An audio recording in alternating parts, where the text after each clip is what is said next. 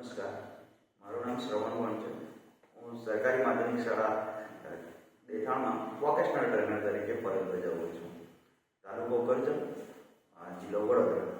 આજે આપણે આ વિડીયોની અંદર ટેબલ ફેન વિશે થોડુંક માહિતી લેવાના છે. બરાબર, ફેન તો બધાએ જોયા છે. આપણા ઘરોની અંદર મોસ્ટ ઓફલી ફેન હોય છે, સીલિંગ ફેન હોય છે. પણ અહીંયા આપણે ટેબલ ફેન વિશે, ટેબલ ફેન પણ મોટાભાગના બધાએ જોયા જ હશે. બધાના ઘરે ઓલમોસ્ટ હોય છે, કોઈકના ઘરે હોય છે, કોઈકના ઘરે નથી હોતા. પણ ટેબલ ફેન મારા ખ્યાલ મુજબ બધાએ જોયા હશે. બરાબર, તો આજે આપણે એ જ ટેબલ ફેન વિશે થોડી ઘણી માહિતી મેળવવાના છે કે એનું સ્ટ્રક્ચર કેવી રીતના હોય છે, કયા કયા પાર્ટ્સ એની અંદર આવેલા હોય છે અને શું કેવી રીતના એ વર્ક કરે છે. બરાબર, તો ચાલો આપણે જોઈએ. આપણી પાસે ટેબલ ફેન વિશે થોડી ઘણી માહિતી છે, તે આપણે વાંચવાની તૈયારી કરી. બરાબર, ટેબલ ફેન એક સીલિંગ ફેન કરતાં વધારે ઓસિલેશન બોક્સ ફિટ કરવામાં આવે છે. અચ્છા, મને એમ કહ્યું કે અહીંયા ઓસિલેશન બોક્સ કીધું છે. ઓસિલેશન બોક્સ એટલે શું કહે તમે? તો ઓસિલેશન એટલે તમે કદાચ પંખો જોયો હશે, ટેબલ ફેન જોયું છે. ટેબલ ફેન જોયું હોય તો એ આપણે જ્યારે ચાલુ કરીએ ને તો થોડી વાર આ બાજુ ફરે, પછી પાછું થોડી વાર આ બાજુ ફરે, થોડી વાર આ બાજુ ફરે, આ બાજુ. જે ફરવાની જે પાછળનો જે બોક્સ હોય છે, જે પંખાની પાછળ જે બોક્સ લાગેલું હોય છે, એને શું કહેવાશે? ઓસિલેશન બોક્સ કહેવામાં આવશે. બરાબર, હવે એ ટેબલ ફેનની મોટર જે હોય છે એ કેટલા વોટની હશે? તો 60 વોટની હશે. કેટલા વોટની હશે? 60 વોટની. ટેબલ ફેન જે છે એનું આકર્ષણ ડિઝાઇન તમે જોશો એકદમ આકર્ષક હશે, તમને જોવામાં ગમી જાય. અલગ અલગ કંપનીના, અલગ અલગ કલરના, જુદા જુદા કલરમાં અલગ અલગ કંપનીના ટેબલ ફેન આપણને મળી જતા હોય છે. બજારની અંદર તમે લેવા માટે જાઓ તો અલગ અલગ પ્રકારના ટેબલ ફેન તમને જોવા મળી જતા હોય છે. હવે આપણે એને જોવાનું છે કે ટેબલ ફેનની અંદર કેટલાક ભાગો છે એના. બરાબર, તો એ ટેબલ ફેનના મુખ્ય ભાગોને આપણે સમજવાની કોશિશ કરીએ કે એની અંદર કેટલા ભાગો આવેલા હોય છે અને એ શું કામ કરે છે. તો સૌથી પહેલા છે સ્ટેન્ડ.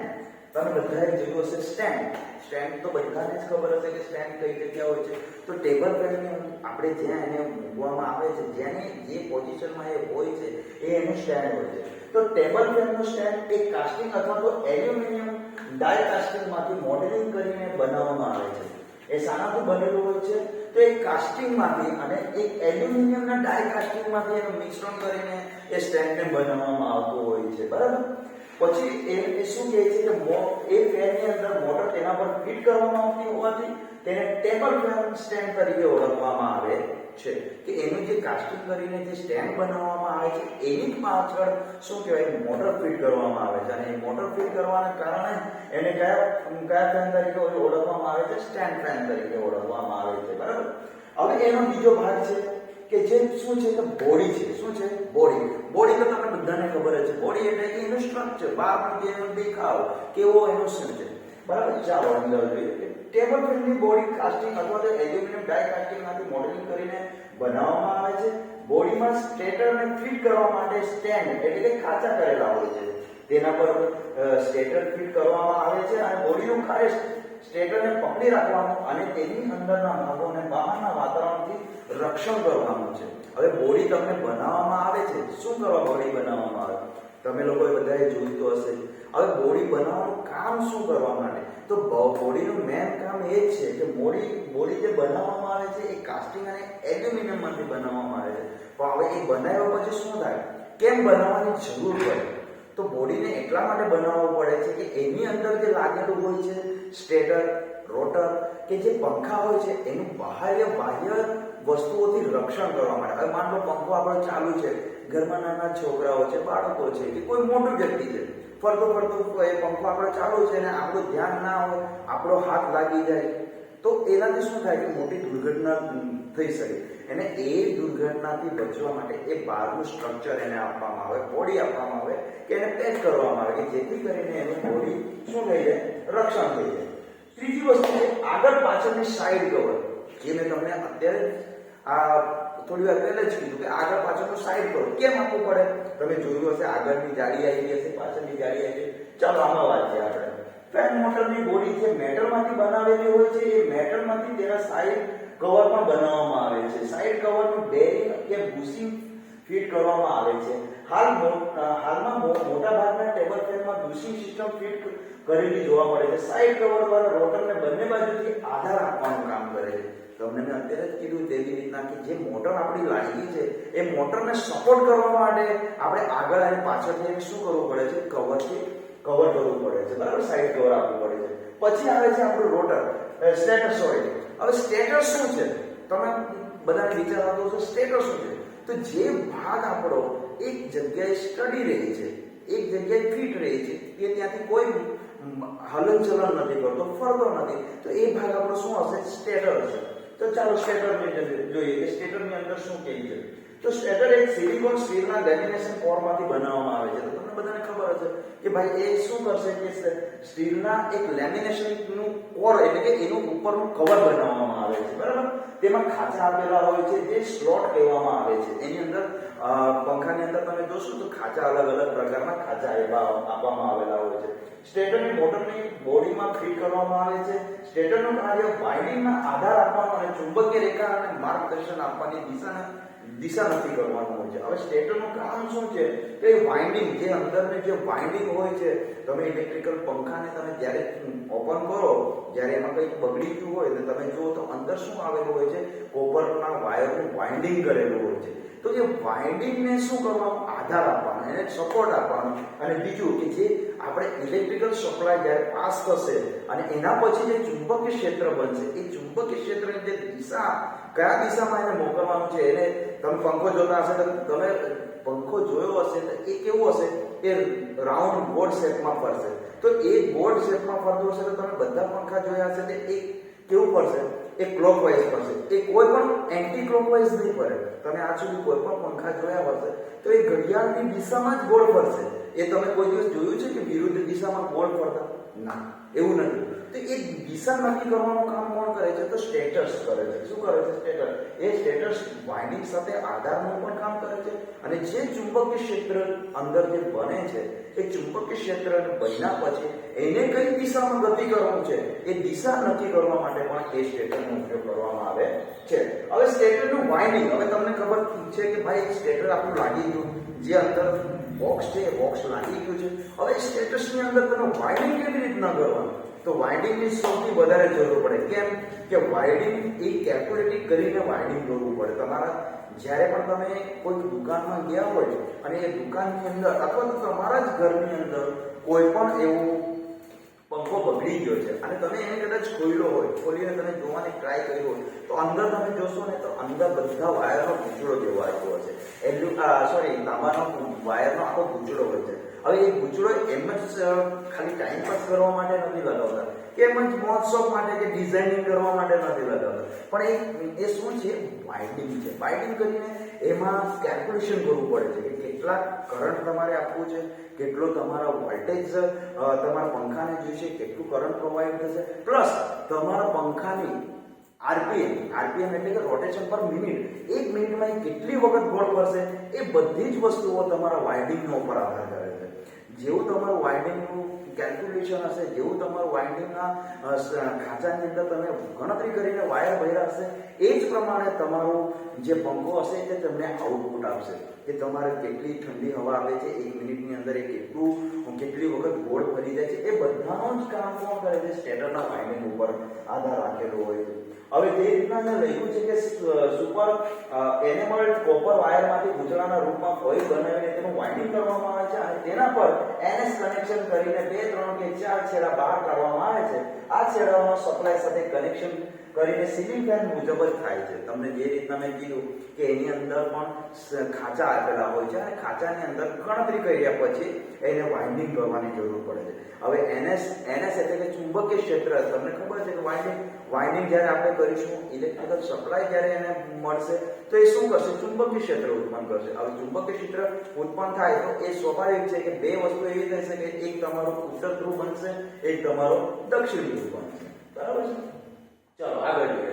હવે આવે છે આપણું રોટર. હવે રોટર શું છે?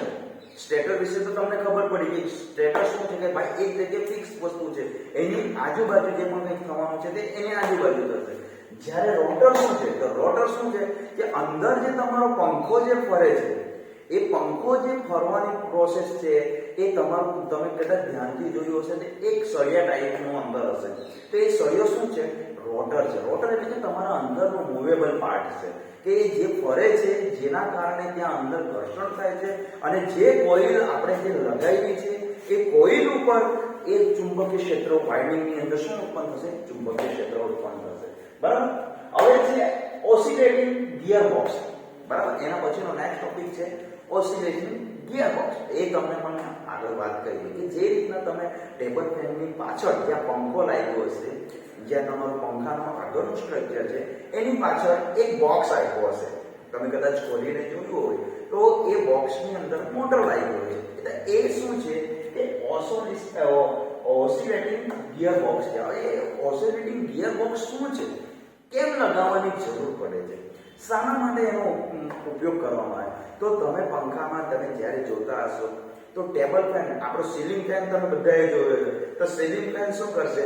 જેવું તમે ચાલુ કરશો એ એક જ ગતિથી એક જ રોટેશનમાં એ ફરશે. બરાબર. તમે બટન ચાલુ કરો રેગ્યુલેટરની મદદ, હા તમે રેગ્યુલેટરની મદદથી એને ધીરો અથવા તો ફાસ્ટ કરી શકો, પણ તમારે રોટેશનની પદ્ધતિ તો એક જ રહેશે કે એ ક્લોકવાઇઝ જ ફરે કરતો રહેશે. બરાબર. જ્યારે ઓસિલેટિંગ ગિયર બોક્સ લગાડવાથી શું થાય? તમે પંખો ટેબલ ફેન જોયો હશે તો એ ટેબલ ફેન શું કરશે? થોડીક વાર ડાબી સાઈડ જશે, અમુક ડિસ્ટન્સ ગયા પછી પાછો એ જમણી બાજુ સેન્ટરમાં હશે, પછી પાછો એ જમણી બાજુ જશે, પાછો થોડોક ડિસ્ટન્સ જશે, ત્યાં અટકી જશે, ત્યાંથી પાછો આવશે, સેન્ટરમાં આવશે અને પછી પાછો ડાબી સાઈડ જશે.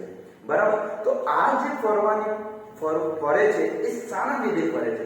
તે એ આના લીધે ઓસિલેટિંગ ગિયર બોક્સના લીધે. એની અંદર આપણે ગિયર બોક્સ સેટ કર્યો હોય છે કે જે શું કરશે? પંખાને ડાબી સાઈડ પણ મૂવ કરવા માટે મદદ કરશે અને જમણી સાઈડ પણ મૂવ કરવા માટે મદદ કરશે. ચાલો એમાં જોઈએ આપણે શું કહેવું છે કે ટેબલ ફેન, કેબિન ફેન, બોલ ફેન કે પેસ્ટલ ફેનના ઓસિલેશન માટે એક ખાસ પ્રકારનું બોક્સ બનાવેલું હોય છે. આ બોક્સમાં ફેનની બોડી સાથે પાછળના સાઈડ કવર ઉપર ફિટ કરેલું હોય છે. તેની રચના કાર્ય નીચે પ્રમાણે છે, જે તમને મેં જાણ કરી દીધી કે એ ક્યાં લાગ્યું હોય છે? તો પંખાની પાછળની બાજુમાં, જ્યાં આપણો પંખાનો જે ભાગ છે એની પાછળ એક બોક્સ લગાવેલું હોય છે. હવે થેડ પાડેલા ફેનના રોટરની શાફ્ટને વન ગિયર તરીકે ઓળખવામાં આવે છે. ઓસિલેટિંગ ઓન ઓફ કરવા માટે પિનિયન શાફ્ટ અથવા તો ઓસિલેટિંગ રોડ હોય છે. તેમાં એક મોટું અને એક નાનું એવા બે ગિયર ફિટ કરવામાં આવેલા હોય છે, જેમનું મોટું ગિયર રોટર શાફ્ટને વન ગિયર સાથે જોડાઈને પિનિયન અથવા તો ઓસિલેટિંગ રોડને ફેરવે છે. હવે તમને એક વસ્તુ કહી દઉં કે આની અંદર જે લખ્યું છે એ આપણે તમને જે સમજાવ્યું એ જ વસ્તુ છે કે ગિયર બોક્સ બે પ્રકારના હોય. એક મોટું ગિયર બોક્સ લગાવેલું હોય, એક નાનું ગિયર બોક્સ લગાવેલું. હવે મોટા અને નાના ગિયર બોક્સનો શું મેળ હોય કે એ શું કરશે કે તમને જે કીધું કે પંખો જે રીતના ફરે છે એને ઘડીકમાં ડાબી સાઈડ ફરાવશે, ઘડીકમાં જમણી સાઈડ. અહીંયા તમને બતાવ્યું છે કે એ કેટલા ડિગ્રી સુધી ફેનના બોડીને ફેરવી શકે? તો 270 ડિગ્રી સુધી. એ સેન્ટરથી આપણે 270 ડિગ્રી સુધી લેફ્ટ સાઈડ પર આવે છે અને સેન્ટરથી પાછો સેન્ટરમાં આવીને એ સેન્ટરથી રાઈટ સાઈડે 270 ડિગ્રી જેટલું ફરાવે છે. બરાબર. આગળ જોઈએ આપણે. હવે છે સ્પીડ રેગ્યુલેટર. જેવી રીતના પંખાની અંદર રેગ્યુલેટર આપણે લગાવીએ છીએ, શાના માટે લગાવીએ છીએ? કે સ્પીડને આપણે મેન્ટેન કરી શકીએ. સ્પીડ કેટલું આપણને જોઈએ? કદાચ ગરમી બહુ હોય તો આપણે ફૂલ સ્પીડમાં ચલાવીએ. બરાબર. પણ ઠંડીના વાતાવરણમાં આપણને કદાચ ઘરમાં પોતું આવ્યું હોય, પાણી પડી ગયું હોય કે કશું આપણે ભીની વસ્તુ થઈ ગઈ છે અને એને સુકાવવું છે તો શું કરીએ? હવે આપણે ઠંડા વાતાવરણમાં માનો કે શિયાળાની અંદર પંખો ચાલુ કરીએ તો આપણને ઠંડી લાગે, તો તે ટાઈમે આપણે શું કરીએ? તો આપણે રેગ્યુલેટરને થોડુંક સ્લો કરી દઈએ કે જેથી કરીને આપણું જે ફર્શ ઉપર જે શું કહે જમીન ઉપર જે પાણી પડ્યું છે, ટાઇલ્સ ઉપર જે પાણી પડ્યું છે એ પણ સાફ થઈ જાય અને આપણને ઠંડી પણ ના લાગે. એ જ રીતના આ ટેબલ ફેનની અંદર પણ સ્પીડ રેગ્યુલેટર હોય છે. બરાબર. હવે આપણે જોઈએ સ્પીડ રેગ્યુલેટરની અંદર આપણે શું કહીએ છીએ કે સ્પીડને શું કરે છે કે ટેબલ ફેનની સ્પીડ કંટ્રોલ કરવા માટે એક રેગ્યુલેટર વપરાય છે. ટેબલ ફેનમાં 3 સ્પીડ વાળી 4 પેજ સ્પીડ આપેલી હોય છે. લો, મીડિયમ, હાઈ અને ઓફ અને ઓન કરવા માટે રેગ્યુલેટર સ્પીડને ટેબલ ફેનની બટન સ્ટેન્ડની ફિટ કરવામાં આવે છે. હવે તમને કદાચ ના ખબર પડી હોય તો હું તમને આઈડિયા આપું છું, જેનાથી તમને ખબર પડી જશે કે આ રેગ્યુલેટર જે આપણું હશે એ ક્યાં હશે. તો તમે કદાચ ટેબલ ફેન જોયું હોય તો ટેબલ ફેનની આગળનો ભાગ જે પંખો આપણો ઉપરનો ફરે છે એના નીચે એક બટન આપ્યા હોય છે, અથવા તો એનું જે સ્ટેન્ડ હોય એ સ્ટેન્ડ ઉપર બટન આપ્યા હોય. તો 3 બટન આપ્યા હોય, 1, 2 અને 3, બરાબર. અને એક બટન હશે એ ઓન ઓફ કરવાનું હશે. તો જે રીતના આમાં લખ્યું છે કે તેમાં કેટલા 3 સ્પીડ વાળા 4 પોલની આપણે સ્ટેન્ડ ઉપર લગાવેલું હોય છે, બરાબર. એ રેગ્યુલેટર છે. તમે 1 કરશો તો એ 1 ની સ્પીડથી ફરશે, 2 કરશો 2 ની સ્પીડથી, થોડું વધારે સ્પીડમાં ફરશે, 3 ની સ્પીડથી કરશો તો એ ફૂલ સ્પીડમાં ફરશે. અને ચોથું બટન હશે એ શું હશે? ઓન અને ઓફ કરવા માટેનું બટન હશે, કે જ્યારે આપણે પાવર સપ્લાય ભલે ને આપણી ઓન હોય પણ આપણે પંખાનો યુઝ નથી કરતા તો એ બટન આપણે દબાવી દઈએ તો ઓન ઓફ થઈ જાય, બરાબર. પછી શું આવે છે કે કેપેસિટર. હવે કેપેસિટર સૌથી ઇમ્પોર્ટન્ટ પાર્ટ છે. તમને બધાને ખબર છે કે સીલિંગ ફેનની અંદર પણ કેપેસિટર વપરાય છે, આ ટેબલ ફેનની અંદર પણ સીલિંગ કેપેસિટર. હવે કેપેસિટર શું છે પહેલે એ મને તમે જણાવો. તમને બધાને ખબર હશે, ના ખબર હોય તો હું તમને જણાવી દઉં કે કેપેસિટર શું છે. તો કેપેસિટર એક નિષ્ક્રિય ઘટક છે. શું છે? એક નિષ્ક્રિય ઘટક છે. એ શું કરશે? તો ઉર્જાનો સંગ્રહ કરશે, પોતાની અંદર ઉર્જાનો સંગ્રહ કરશે, અને જ્યારે તેને જરૂર હશે, જ્યારે એની જરૂર લાગે એ ઉર્જાની, તો એ ઉર્જાનું પોતાનામાંથી શું કરશે? વિસર્જન કરશે, એટલે કે બહાર આપશે, આઉટપુટ આપશે, બરાબર. જેવી રીતના પંખાની સીલિંગ ફેન તમે બધાએ જોયો છે, સીલિંગ ફેનની અંદર એક નાની સફેદ ડબ્બી હોય છે, બરાબર. હવે એ સફેદ ડબ્બી શું છે? તો એ કેપેસિટર છે. કેપેસિટર શું કરવા માટે લગાવવામાં આવે? તો એ સ્વાભાવિક છે કે એ શું કરવાની જરૂર, કેમ લગાવવાની જરૂર પડે? તો પંખો આપણે સીલિંગ ફેન લગાવ્યો છે, એ પંખાને શું કરે છે કે ફરે છે, પણ એ ફરવા માટે એને શું છે કે સ્ટાર્ટિંગ ટોર્કની જરૂર પડે. હવે એનું કોઈ ઉદાહરણ તમને આપું. તમે માન લો ગ્રાઉન્ડની અંદર દોડો છો, બરાબર. તમે દોડવા માટે એક જગ્યા પર ઊભા છો, પણ દોડવા માટે તમારે શું કરવું પડશે? તમને માન લો દોડવા માટે કેમ તો તમારે શું કરવું પડશે? પહેલે સ્ટાર્ટિંગમાં થોડુંક સ્પીડમાં દોડવું પડશે, એટલે કે તમારે બળ આગળની તરફ લગાડવું પડશે, પછી તમે દોડશો. પછી જેવું તમારો એક રાઉન્ડ પૂરો થશે પછી તમારે બીજા રાઉન્ડ માટે જોર ના લગાડવું પડે કે મારે દોડથી દઉં, તમારે રેગ્યુલર દોડવાનું ચાલુ થઈ જશે. એ જ કામ અહીંયા પણ કેપેસિટર કરે છે. તમારો પંખો છે, એ પંખો શું કરશે કે તમારો રોટરમાં છે, ગોળ રાઉન્ડમાં ફરે છે, પણ એને સ્ટાર્ટિંગ ફરવા માટે શું થાય છે કે એને જરૂરી ધક્કાની જરૂર પડે છે. એ શું કરશે? એ કેપેસિટર આપશે. કેપેસિટર પહેલે તો ઉર્જાને પોતામાં સંગ્રહ કરી લેશે, અને પછી જ્યારે પંખાને ચાલુ કરવું હોય તો સ્ટાર્ટિંગમાં વધારે બળની જરૂર પડે, અને એ વધારે બળ કોણ આપશે? કેપેસિટર આપશે. તો કેપેસિટર ફેન સ્ટેન્ડના વજનદાર તળ ભાગમાં અથવા તો ફેનના મોટર સાઈડના કવર પર ગોઠવવામાં આવે છે, અને તેનું જોડાણ સીલિંગ ફેન મુજબ જ કરેલું હોય છે. ટેબલ ફેનમાં 2 થી 2.5 MFD નું કેપેસિટર લગાવેલું હોય છે. જે રીતના તમને કીધું કે સીલિંગ ફેનમાં લગાવેલું હોય નાનું અમથું સફેદ, એ જ રીતના આની પાછળ પણ ગેરબોક્સની પાછળ અથવા તો જે આપણો સ્ટેન્ડ છે, જે રેગ્યુલેટર છે, એની બાજુમાં આ આપણા કેપેસિટરનો ઉપયોગ કરવામાં આવે છે. હવે કેમ કેપેસિટરનો ઉપયોગ કરવામાં આવે? તો જે પંખો છે એ સ્ટેડી છે, એને આપણે પાછું ગોળ રાઉન્ડમાં ફેરવવું હોય તો એને જે સ્ટાર્ટિંગ ધક્કાની જરૂર છે, સ્ટાર્ટિંગ ટોર્કની જરૂર છે, સ્ટાર્ટિંગ બળની જરૂર છે, એ કોણ પ્રોવાઈડ કરશે? આ કેપેસિટર પ્રોવાઈડ કરશે. હવે આવે છે પાંખિયા. પાંખિયા તમે બધાએ જોયા છે. એમાં અમુક બધા અલગ અલગ કંપનીના ફેન હોય છે. એ કંપનીના ફેન ઉપર જ ડિપેન્ડ કરે કે એ લોકો 3 પાંખિયાના પણ આપે, 4 પાંખિયાના પણ આપે, પણ મોસ્ટ ઓફલી આપણે જે પંખા જોયા છે એમાં વધારે 3 પાંખિયાના હોય છે, બરાબર. તો એ આકર્ષણ ટેબલ ફેનના 3 અથવા તો 4 પાંખિયાના હોય છે. સામાન્ય રીતે લોખંડના પતરામાંથી અથવા તો એલ્યુમિનિયમના પતરામાંથી આકર્ષક દેખાય એ રીતે હવામાં એકદમ હલકા હોવા જોઈએ, કે જેના કરતા જે શું કરે કે હવાને આપણને રોટેશન કરીને આપણી તરફ એ મોકલી શકે. પછી છે આગળ પાછળની જાળી. જે તમને લોકોને ખબર છે કે આગળ અને પાછળની, જે પંખો જો તમે જોયો હશે તેના આગળ પણ એક જાળી લગાવી હશે અને પાછળ પણ જાળી લગાવી હશે. તો એ શામાંથી બનેલી હશે? ગેલ્વેનાઇઝ અથવા તો લોખંડના વાયરમાંથી બનાવેલી હોય છે, કે જે પંખાનું શું કરશે? પ્રોટેક્શનનું કામ કરશે, બરાબર. હવે વાયરમાંથી બનેલું છે, આકર્ષક દેખાવ અને કાટ ના લાગે તેના માટે ઇલેક્ટ્રિક પ્લેટિંગ જેવું કરેલું હોય છે, કે જેના લીધે શું થાય છે કે એનું પ્રોટેક્શન મળી રહે છે, બરાબર. હવે હું આશા રાખું છું કે તમને આ ટેબલ ફેનની અંદર સૌથી સારું સમજ પડી ગઈ હશે. Thank you.